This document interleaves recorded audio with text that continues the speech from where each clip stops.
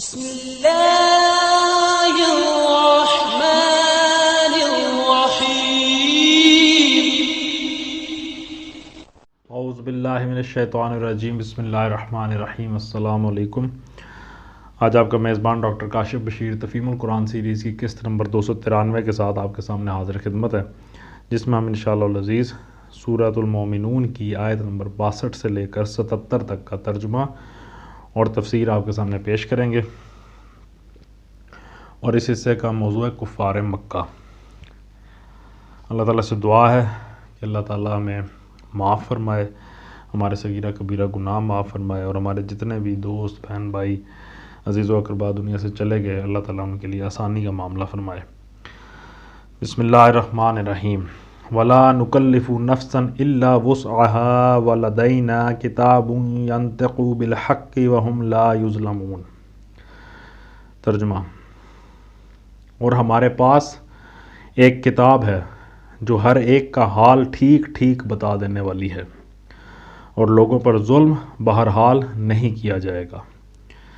تفسیر میں آتا ہے کتاب سے مراد ہے نامہ اعمال، جو ہر ایک شخص کا الگ الگ مرتب ہو رہا ہے، جس میں اس کی ایک ایک بات، ایک ایک حرکت، حتیٰ کہ خیالات اور ارادوں تک کی ایک ایک حالت ثبت کی جا رہی ہے۔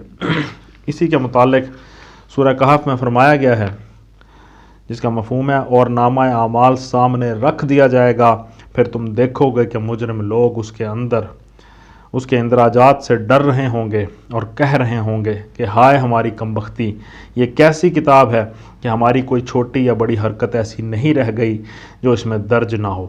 جو کچھ انہوں نے کیا تھا وہ سب اپنے سامنے حاضر پائیں گے، اور تیرا رب کسی پر ظلم کرنے والا نہیں ہے۔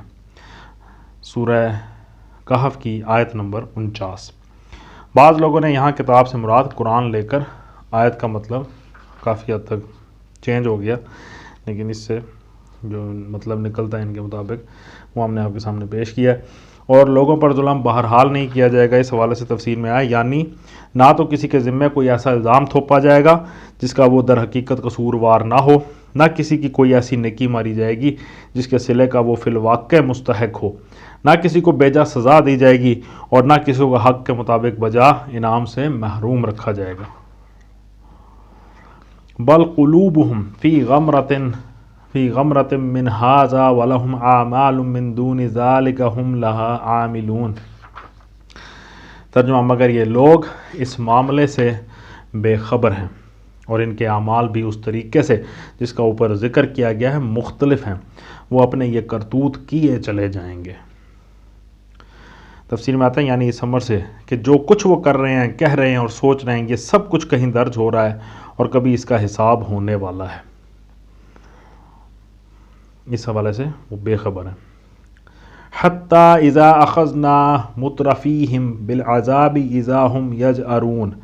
ترجمہ: یہاں تک کہ جب ہم ان کے عیاشوں کو عذاب میں پکڑ لیں گے تو پھر وہ ڈکرانا شروع کر دیں گے۔ پکڑ لیں گے، تفسیر میں آیا عیاش، یہاں مترفین کا ترجمہ کیا گیا ہے۔ مترفین اصل میں ان لوگوں کو کہتے ہیں جو دنیاوی مال و دولت کو پا کر مزے کر رہے ہوں اور خدا و خلق کے حقوق سے غافل ہوں۔ اس لفظ کا صحیح مفہوم لفظ عیاش سے ادا ہو جاتا ہے، بشرطے کہ اسے صرف شہوت رانی کے معنی میں نہ لیا جائے، بلکہ عیش کوشی کے وسیع تر معنوں میں لیا جائے۔ عذاب سے مراد یہاں غالباً آخرت کا عذاب نہیں ہے، بلکہ دنیا کا عذاب ہے جو اسی زندگی میں ظالموں کو دیکھنا پڑے۔ آخر میں آیا تو پھر وہ ڈکرانا شروع کر دیں گے۔ تفسیر میں آتا ہے اصل میں لفظ جوار استعمال کیا گیا ہے، جو بیل کی اس آواز کو کہتے ہیں جو سخت تکلیف کے وقت وہ نکالتا ہے۔ یہ لفظ یہاں محض فریاد و فغان کے معنی میں نہیں، بلکہ اس شخص کی فریاد و فغان کے معنی میں بولا گیا جو کسی رحم کا مستحق نہ ہو۔ اس میں تحقیر اور طنز کا انداز چھپا ہوا ہے۔ اس کے اندر یہ معنی پوشیدہ ہے کہ اچھا، اب جو اپنے کرتوتوں کا مزہ چکھنے کی نوبت آئی تو بلبلانے لگے۔ لا تجأروا اليوم انکم منا لا تنصرون۔ ترجمہ: اب بند کرو اپنی فریاد و فغاں، ہماری طرف سے اب کوئی مدد تمہیں نہیں ملنی۔ یعنی اس وقت ان سے یہ کہا جائے گا، یہ جواب دیا جائے گا انہیں، قد کانت آیاتی تتلا علیکم فکنتم علی اعقابکم تنکسون۔ ترجمہ، میری آیات سنائی جاتی تھیں تو تم رسول کی آواز سنتے ہی الٹے پاؤں بھاگ نکلتے تھے۔ تفسیر میں آتا ہے یعنی اس کی بات سننا تک تمہیں گوارا نہ تھا، نبی کی بات سننا تمہیں گوارا نہ تھا، یہ تک برداشت نہ کرتے تھے کہ اس کی آواز کان میں پڑے۔ مستکبرین بہ سامرن تہجرون۔ ترجمہ، اپنے گھمنڈ میں اس کو خاطر ہی میں نہ لاتے تھے، اپنی چوپالوں میں اس پر باتیں چھانٹتے اور بکواس کیا کرتے تھے۔ تفسیر میں آتا ہے اصل میں لفظ سامرن استعمال کیا گیا، سمر کے معنی ہے رات کے وقت بات چیت کرنا، گپیں ہانکنا، قصے کہانیاں سنانا۔ دیہاتی اور قصباتی زندگی میں یہ راتوں کی گپیں عموماً چوپالوں میں ہوا کرتی ہیں، اور یہی اہل مکہ کا بھی دستور تھا۔ افلم یدبروا القول ام جاءہم ما لم یات آباءہم الاولین۔ تو کیا ان لوگوں نے کبھی اس کلام پر غور نہیں کیا، یا وہ کوئی ایسی بات لایا ہے جو کبھی ان کے اسلاف کے پاس نہ آئی تھی۔ تفسیر میں آتا ہے یعنی کیا ان کے اس رویے کی وجہ یہ ہے کہ اس کلام کو انہوں نے سمجھا ہی نہیں، اس لیے وہ اسے نہیں مانتے؟ ظاہر ہے کہ یہ وجہ نہیں۔ قرآن کوئی چیتان نہیں ہے، کسی ناقابل فہم زبان میں نہیں ہے، کسی ایسے مضمون اور موضوع کلام پر مشتمل نہیں ہے جو آدمی کی سمجھ سے بالاتر ہو۔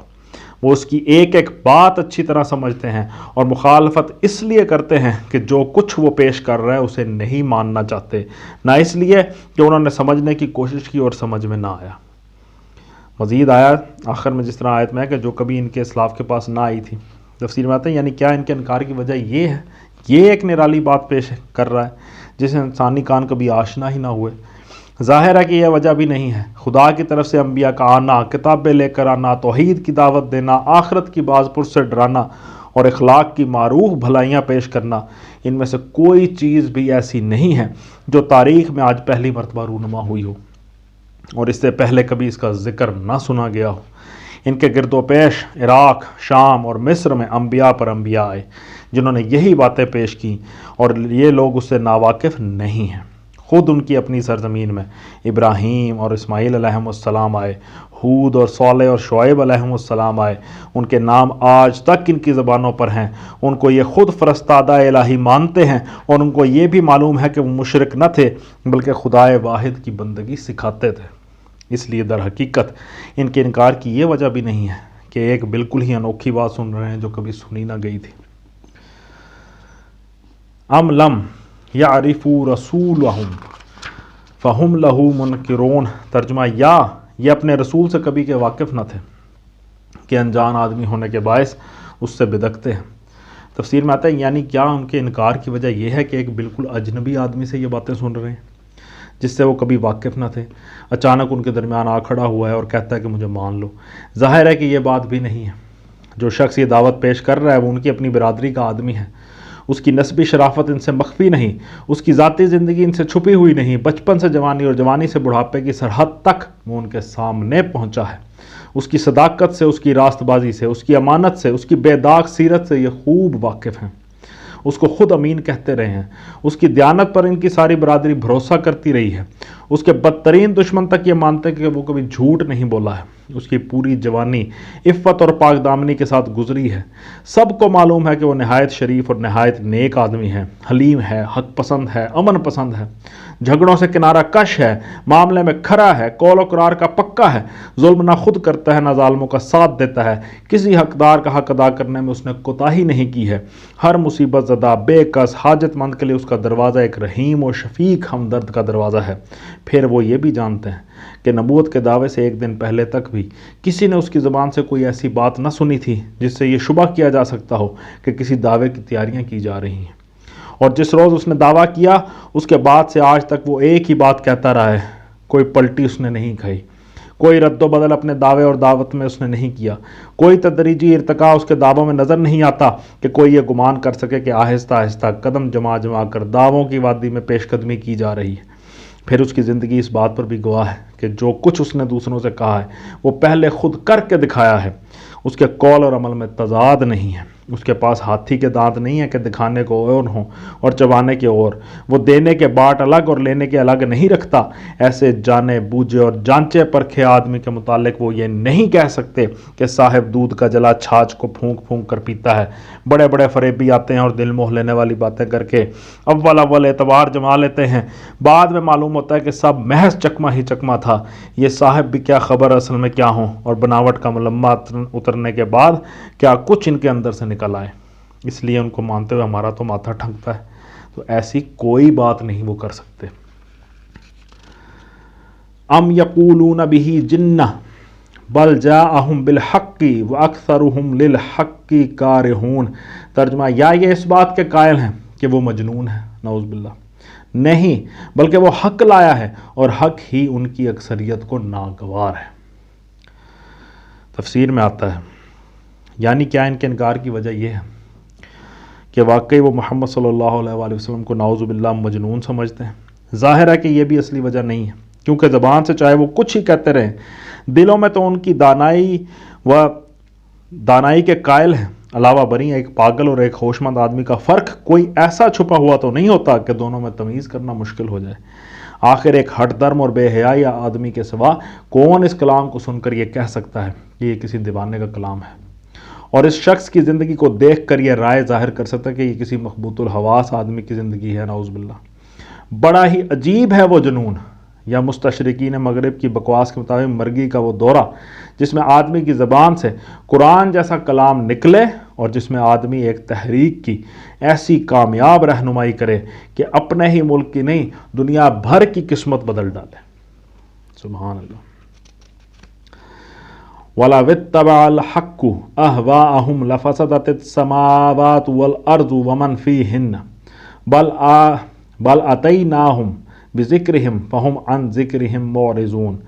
ترجمہ، اور حق اگر کہیں ان کی خواہشات کے پیچھے چلتا تو زمین اور آسمان اور ان کی ساری آبادی کا نظام درم برم ہو جاتا۔ نہیں، بلکہ ہم ان کو اپنا ہی ذکر ان کے پاس لائے ہیں اور وہ اپنے ذکر سے منہ موڑ رہے ہیں۔ تفسیر میں آتا ہے اس مختصر سے جملے میں ایک بڑی بات کہہ دی گئی ہے جسے آج اچھی طرح سمجھنے کی کوشش کرنی چاہیے۔ دنیا میں نادان لوگوں کی بالعموم یہ روش ہوتی ہے کہ جو شخص ان سے حق بات کہتا ہے وہ اس دن ناراض ہو جاتے ہیں۔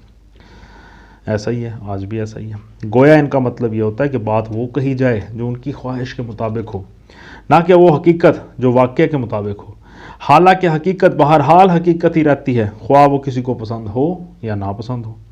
تمام دنیا کی متفقہ خواہش بھی کسی واقعہ کو غیر واقعہ اور کسی امر حق کو غیر حق نہیں بنا سکتی۔ کجا کے حقائق اور واقعات ایک ایک شخصی خواہشات کے مطابق ڈھلا کریں اور ہر آن بے شمار متضاد خواہشوں سے ہم آہنگ ہوتے رہیں۔ حماقت مآب ذہن کبھی یہ سوچنے کی زحمت گوارا نہیں کرتے کہ حقیقت اور ان کی خواہش کے درمیان اگر اختلاف ہے تو یہ قصور حقیقت کا نہیں بلکہ ان کے اپنے نفس کا ہے۔ وہ اس کی مخالفت کر کے اس کا کچھ نہ بگاڑ سکیں گے، اپنا ہی کچھ بگاڑ لیں گے۔ کائنات کا یہ عظیم الشان نظام جن اٹل حقائق اور قوانین پر مبنی ہے، ان کے زیر سایہ رہتے ہوئے انسان کے لیے اس کے سوا کوئی چارہ ہی نہیں ہے کہ اپنے خیالات، خواہشات اور طرز عمل کو حقیقت کے مطابق بنائے، اور اس غرض کے لیے ہر وقت دلیل، تجربے اور مشاہدے سے یہ جاننے کی کوشش کرتا رہے کہ حقیقت نفس الامری کیا ہے۔ صرف ایک بیوقوف ہی یہاں یہ طرز فکر و عمل اختیار کر سکتا ہے کہ جو کچھ وہ سمجھ بیٹھا ہے یا جو کچھ اس کا جی چاہتا ہے کہ ہو، یا جو کچھ اپنے تعصبات کی بنا پر وہ فرض کر چکا ہے کہ ہے یا ہونا چاہیے، اس پر جم کر رہ جائے اور اس کے خلاف کسی مضبوط سے مضبوط اور معقول سے معقول دلیل کو بھی سننا گوارا نہ کرے۔ آیت کے آخر میں آیا نہیں بلکہ ہم نے ان کو اپنا ہی ذکر ان کے پاس لائے ہیں، اور وہ اپنے ذکر سے منہ موڑ رہے ہیں۔ اس حوالے سے تفسیر میں ہے کہ یہاں لفظ ذکر کے 3 معنی ممکن ہیں اور تینوں ہی صحیح بیٹھتے ہیں۔ نمبر 1، ذکر بمعنی بیان فطرت۔ اس لحاظ سے آیت کا مطلب یہ ہوگا کہ ہم کسی دوسرے عالم کی باتیں نہیں کر رہے بلکہ ان کی اپنی ہی حقیقت اور فطرت اور اس کے مقتضیات ان کے سامنے پیش کر رہے ہیں تاکہ وہ اپنے اس بھولے ہوئے سبق کو یاد کریں، مگر وہ اسے قبول کرنے سے کترا رہے ہیں، اور ان کا یہ فرار کسی غیر متعلق چیز سے نہیں بلکہ اپنے ہی ذکر سے ہے۔ نمبر 2، ذکر با معنی نصیحت، اس کی روح سے آیت کی تفسیر یہ ہوگی کہ جو کچھ پیش کیا جا رہا ہے یہ انہی کے بھلے کے لیے ہے، ایک نصیحت ہے، اور ان کا یہ فرار کسی اور چیز سے نہیں بلکہ اپنی ہی بھلائی کی بات سے ہے، یعنی ان کے ہی فائدے کی بات ہے، اسی سے بھاگ رہے ہیں۔ تیسرا، ذکر با معنی شرف و اعزاز، اس معنی کو اختیار کیا جائے تو آیت کا مفہوم یہ ہوگا کہ ہم وہ چیز ان کے پاس لائے ہیں جسے یہ قبول کریں تو انہی کو عزت اور سرفرازی نصیب ہوگی، اور اس سے ان کو یہ روح گردانی کسی اور چیز سے نہیں، اپنی ہی ترقی اور اپنے ہی اٹھان کے ایک زرین موقع سے روح گردانی ہے۔ سبحان اللہ۔ ام تسألہم خرجا فخراج ربک خیر وہو خیر الرازقین، ترجمہ، کیا تو ان سے کچھ مانگ رہا ہے؟ تیرے لیے تیرے رب کا دیا ہی بہتر ہے اور وہ بہترین رازق ہے۔ تفسیر میں آتا ہے یہ نبی صلی اللہ علیہ وآلہ وسلم کی نبوت کے حق میں ایک اور دلیل ہے، یعنی یہ کہ آپ اپنے اس کام میں بالکل بے لوث ہیں۔ کوئی شخص ایمانداری کے ساتھ یہ الزام نہیں لگا سکتا کہ آپ یہ سارا پاپڑ اس لیے بیل رہے ہیں کہ کوئی نفسانی غرض آپ کے پیش نظر ہے۔ اچھی خاصی تجارت چمک رہی تھی، اب افلاس میں مبتلا ہو گئے۔ قوم میں عزت کے ساتھ دیکھے جاتے تھے، ہر شخص ہاتھوں ہاتھ لیتا تھا، اب اللہ معاف کرے گالیاں اور پتھر کھا رہے ہیں، بلکہ جان تک کے لالے پڑے ہیں۔ چین سے اپنے بیوی بچوں میں ہنسی خوشی دن گزارتے تھے، اب ایک ایسی سخت کشمکش میں پڑ گئے ہیں جو کسی دم قرار نہیں لینے دیتی۔ اس پر مزید یہ کہ بات وہ لے کر اٹھے ہیں جس کی بدولت سارا ملک دشمن ہو گیا ہے، حتیٰ کہ خود اپنے ہی بھائی بند خون کے پیاسے ہو رہے ہیں۔ کون کہہ سکتا ہے کہ یہ ایک خود غرض آدمی کے کرنے کے کام ہے؟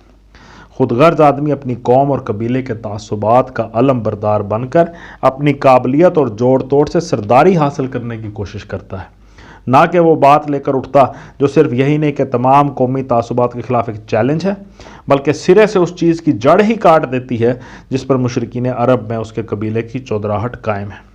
یہ وہ دلیل ہے جس کو قرآن میں نہ صرف نبی صلی اللہ علیہ وآلہ وسلم کی بلکہ بالعموم تمام انبیاء علیہ السلام کی صداقت کے ثبوت میں بار بار پیش کیا گیا ہے۔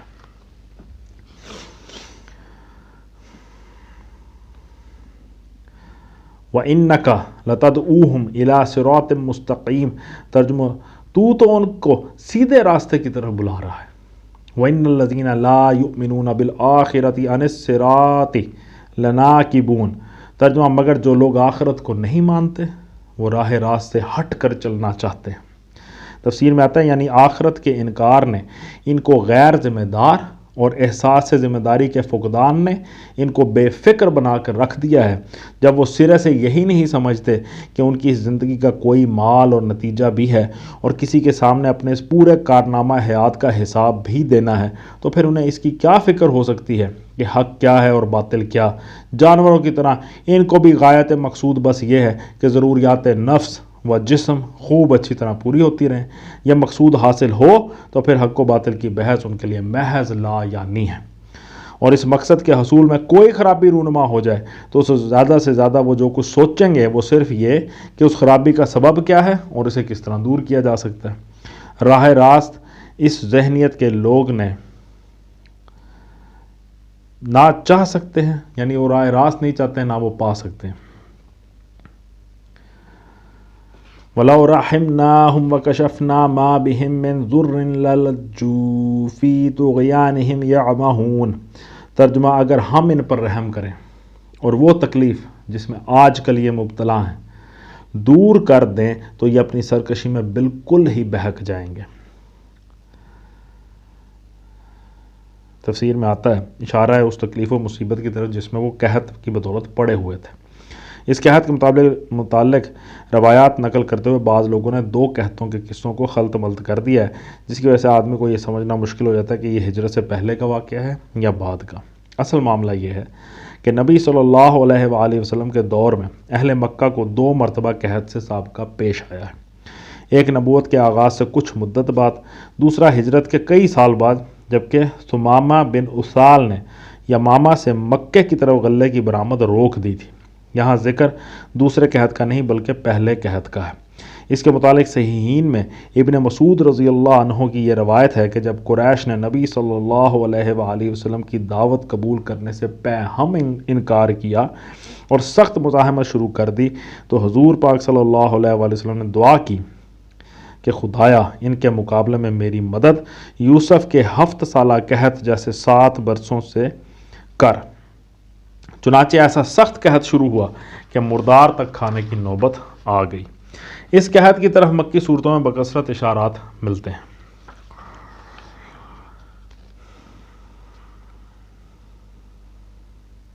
وَلَقَدْ أَخَذْنَاهُمْ بِالْعَذَابِ فَمَا اسْتَكَانُوا لِرَبِّهِمْ وَمَا يَتَضَرَّعُونَ۔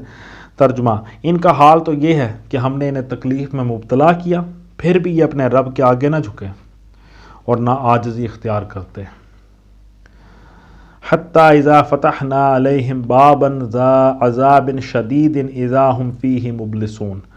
ترجمہ، البتہ جب نوبت یہاں تک پہنچ جائے گی کہ ہم ان پر سخت عذاب کا دروازہ کھول دیں تو یکا یک تم دیکھو گے کہ اس حالت میں یہ ہر خیر سے مایوس ہے۔